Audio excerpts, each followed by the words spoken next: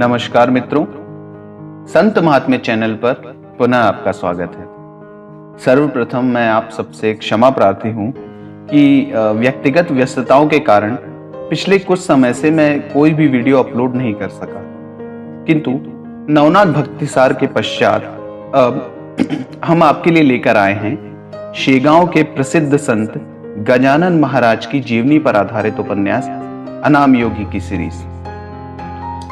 अनाम योगी इसकी रचना मूल रूप से मराठी भाषा में की गई थी।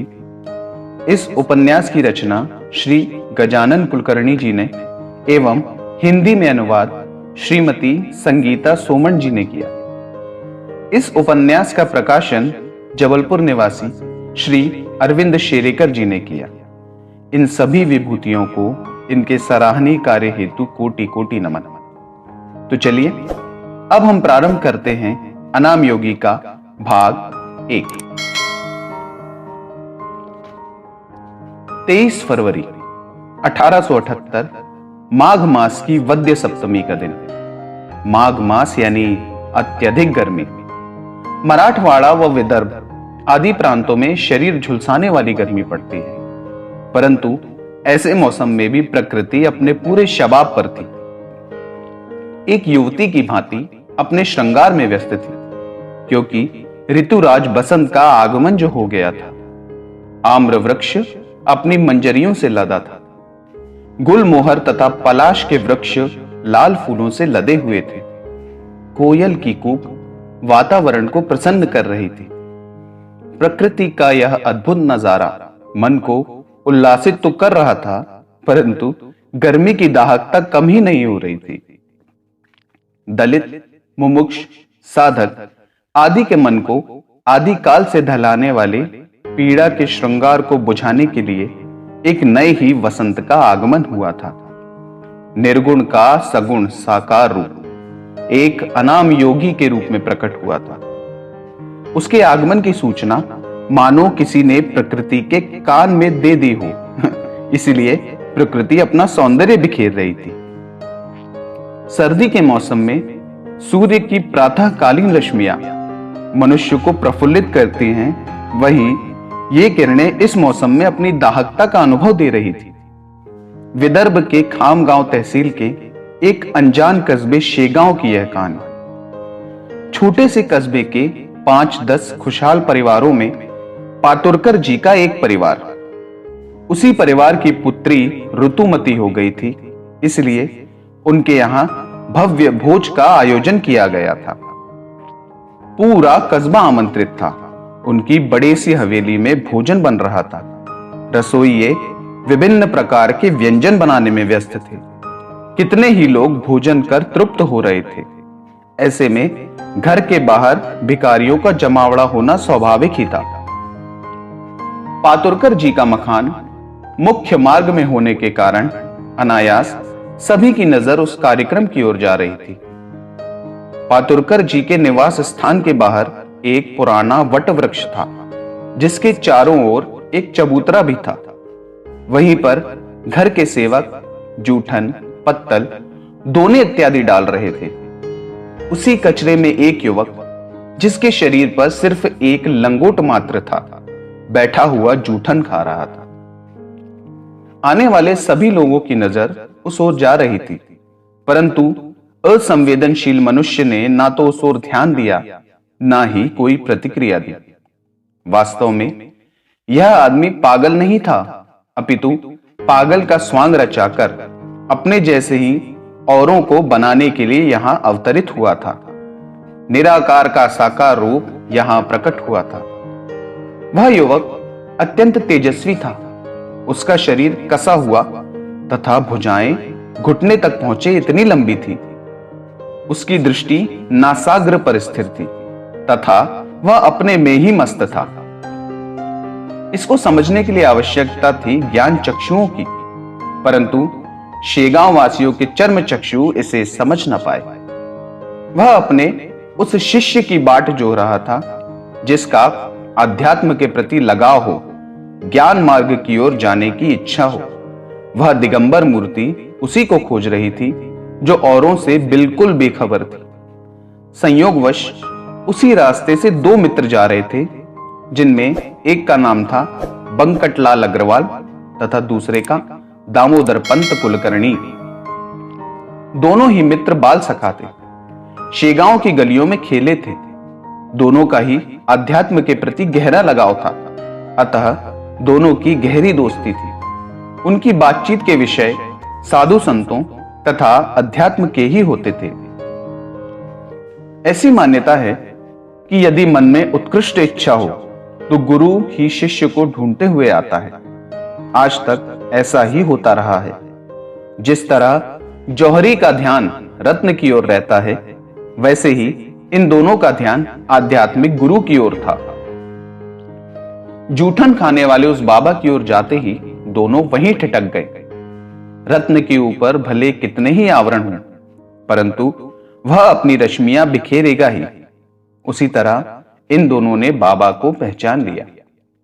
बाबा को देखकर बंकटलाल जी को पूरा विश्वास हो गया था कि हो ना हो, परंतु यह व्यक्ति भिखारी निश्चित ही नहीं है, अन्यथा याचक बनकर औरों की तरह पातुरकर जी के द्वार पर जाता। दोपहर का समय था। सूर्य नारायण आग उगल रहे थे। पूरा वातावरण गर्म हो चुका था, परंतु वह योगी तो शांत भाव से जूठन खा रहा था। क्या उसे गर्मी के थपेड़े नहीं लग रहे होंगे? निश्चित ही यह कोई असामान्य है, तो फिर यहां क्यों बैठा है? जूठन क्यों खाए जा रहा है? बंकटलाल सोचते रहे और अपने मित्र से बोले, दोस्त। हां, दामोदर पंत की स्थिति भी अपने मित्र जैसी ही हो रही थी। क्या सोच रहे हो मित्र? कुछ नहीं, परंतु यह कुछ अलग ही है। मेरा तो विश्वास है मित्र कि यह कोई योगी है, महान योगी। मुझे भी ऐसा ही लग रहा है। चलो थोड़ा आगे चलते हैं। चलिए। महाराज जी। कमाल है, महाराज कोई जवाब ही नहीं दे रहे। महाराज, क्या आपको भूख लगी है? क्या मैं आपके लिए भोजन ले आऊं? दामोदर पंत ने फिर एक बार पूछा। तब जाकर कहीं इस योगी ने उनकी ओर प्रेम भरी दृष्टि से देखा और बोला, तुम्हारी इच्छा हो तो ले आओ।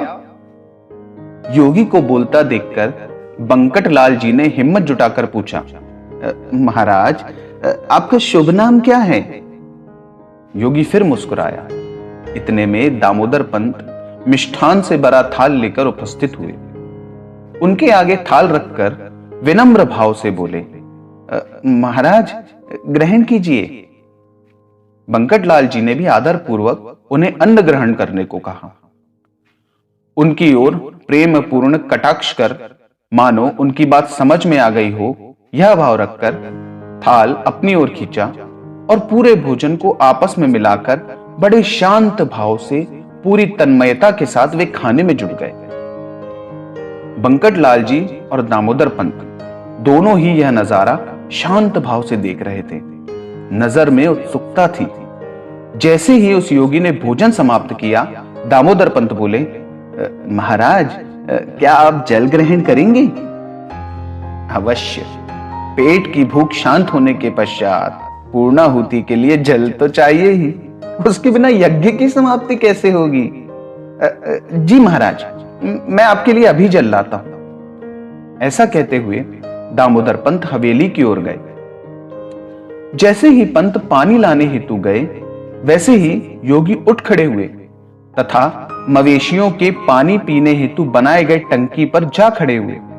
इतने में दामोदर पंत भी ठंडे पानी का लोटा भरकर ले आए। योगी महाराज जानवरों के लिए बनाए हुए टंकी से पानी पी रहे हैं, यह देखकर दामोदर पंत ने महाराज को आवाज देकर रुकने को कहा। अरे अरे महाराज, वो जल मत पीजिए, वो साफ सुथरा नहीं है।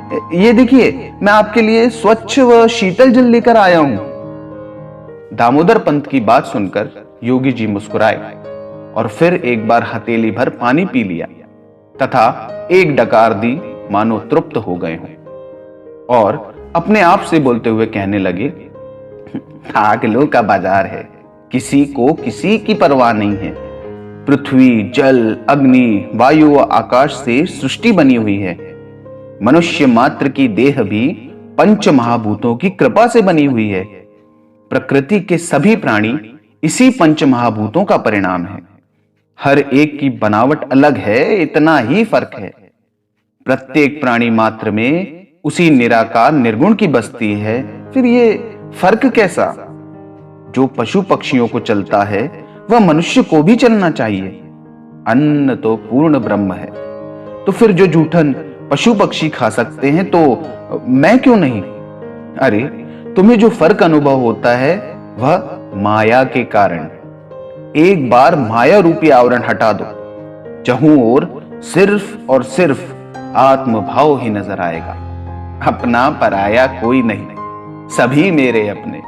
आत्मज्ञान होने के बाद सुगंध दुर्गंध आदि भाव अपने आप मिट जाते हैं। अरे, ये तो सब माया ही है।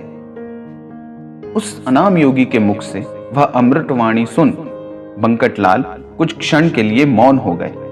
अचानक उन्हें साक्षात्कार हुआ और वह उठकर योगी के चरण स्पर्श करने दौड़े। वैसे ही वह योगी भी वायु के वेग में दौड़ता हुआ अदृश्य हो गया। शेगांव की धरती पर शेगांव वासियों को पथ दिखाने वाला वह पथिक अचानक आया, वैसे ही चला गया। बंकटलाल एकदम अवाक खड़े रह गए। तो मित्रों, अनाम योगी का प्रथम भाग हम यहीं पर समाप्त करते हैं।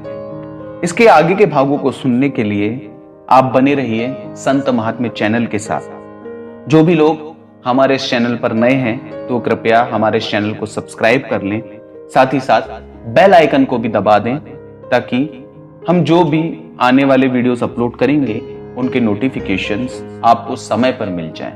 और साथ ही साथ मित्रों, यदि आपको हमारे वीडियो अच्छे लगते हैं तो उन्हें लाइक करें और ज्यादा से ज्यादा लोगों को शेयर करें, ताकि वे भी इन वीडियोस को सुनने का लाभ उठा सकें। नमस्कार।